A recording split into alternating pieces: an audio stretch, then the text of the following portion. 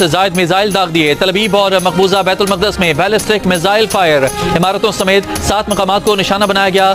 9 عمارتیں مکمل تباہ. سینکڑوں اپارٹمنٹس کو نقصان پہنچا. میزائل گرنے سے آگ بھڑک اٹھی. 63 اسرائیلی زخمی. آپریشن کو وعدہ صادق سوم کا نام دیا گیا. اسرائیلی فوجی ترجمان کی پریس کانفرنس روک دی گئی. ایرانی میڈیا کے مطابق تل ابیب میں اسرائیلی وزارت دفاع ہیڈ کوارٹرز کے قریب آگ لگ گئی. اسرائیلی خاتون پائلٹ کی گرفتاری اور 2 اسرائیلی طیارے تباہ کرنے کا دعویٰ. کہا کہ یہ F-35 اسٹیلتھ طیارے تھے.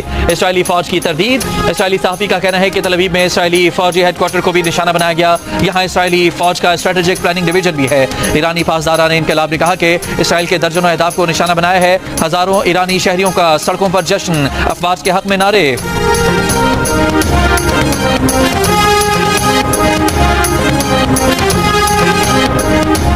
اسرائیلی وزیر اعظم نے دعویٰ کیا ہے کہ ایران کے زیادہ تر بیلسٹک میزائلوں کو فضا میں تباہ کر دیا. اسرائیلی وزیر دفاع نے کہا کہ شہری علاقوں پر میزائل داغ کر ایران نے